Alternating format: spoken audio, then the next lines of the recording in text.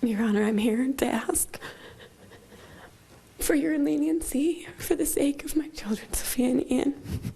I'm going to try to find the words to describe what it's been like.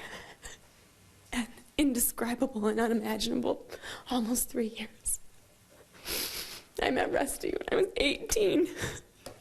We fell in love and began our futures together. After having children, I worked from home, and G was my first job back in an office environment. It was an exciting and terrifying time for me.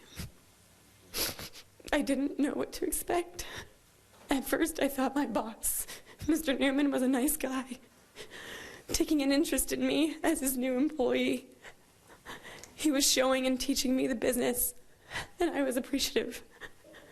I believed he controlled my career, and I let him, therefore, control my time and too much of my life. I wanted to do well, and I thought being nice to him was the answer. One of my greatest regrets will always be allowing this predator into my life, for not being stronger, for not dispelling his advances sooner. I viewed Mr. Newman as a mentor, a kind and helpful man, a father of 3. I never thought Mr. Newman was capable of murder. As time went on, our friendship grew. So too did my reliance on him at work. The line of appropriate conduct clearly blurred. In hindsight, I should have told Rusty about his advances. I should have quit my job, filed a report with HR, and hid from Mr. Newman. There are so many reasons that I didn't. Yes, I was flattered by what seemed like harmless attention. I thought I could handle him. I thought he was just a man being a man. And the things that I did, like introducing him to Rusty and sending him pictures of our happy family, they all backfired. I didn't know this mild-mannered business executive was capable of killing anyone.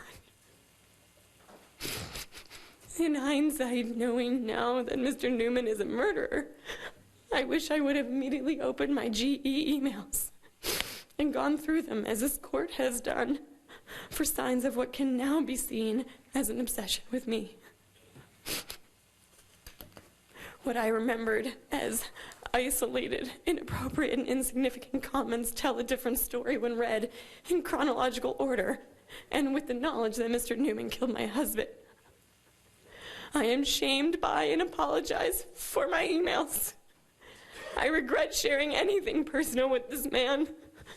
Allowing him to get too close to me on an emotional level was a complete betrayal, as I've never shared my personal feelings with any man other than Rusty. But I want to be clear. There was no physical romance between Mr. Newman and me. No sex, no kissing, nothing, other than putting my head on his shoulder to cry and holding his hand on one occasion to comfort him. I was never leaving my true love, Rusty, and our children, and I made that clear, especially in October of 2010.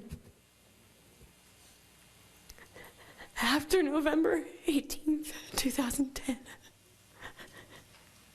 when Mr. Newman killed Rusty, I stopped sleeping. I stopped eating. My life was misery without Rusty. And if not for my children, I wanted to die.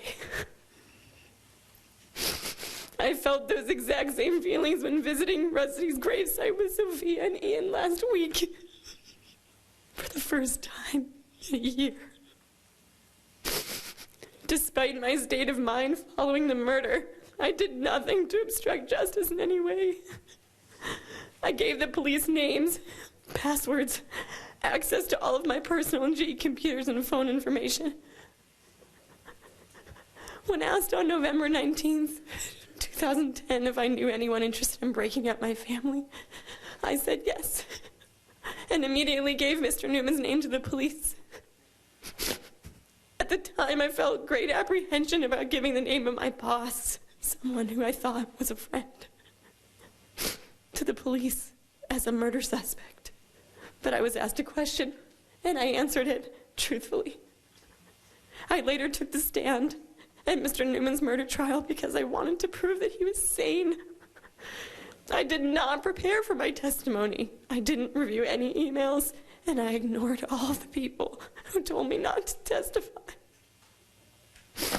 I was shocked when the prosecution began attacking me and making me the focal point of Mr. Newman's trial. Without an attorney to object to the inappropriate and irrelevant questioning, I fought back and I tried to defend myself.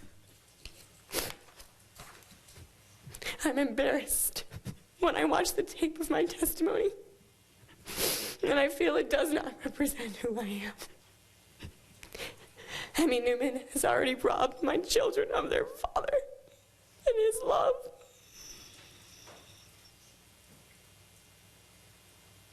Rusty is no longer here to play baseball with Ian or to carry Sophia on his shoulders. He will never have the chance to raise his children. He should be at Ian's bar mitzvah. He should be there to walk Sophia down the aisle. He should be there the day they graduate from high school and college. He will never get to sit at the head of the Passover table again or with his grandchildren. He deserved to have that. There is an entire history that's been erased by Mr. Newman, and it will never be. Sophia and Ian desperately need me to help fill that role for them. They have already suffered so much. Since last August, they've had no parent to join them at school events, to take them to the playground, or to go have an ice cream, all because the state wrongly charged me with a murder that I had nothing to do with and would do anything to undo. I want to go back to the life I had with Rusty. This is not a world that I understand anymore. However, I am determined to raise my children to be happy, productive citizens of this country. I'm the person that should be doing that. Sophia and Ian have been punished enough. Please let me go home to my kids. Mr. Newman changed my children's lives forever by killing their father. Please don't make them live without their mother.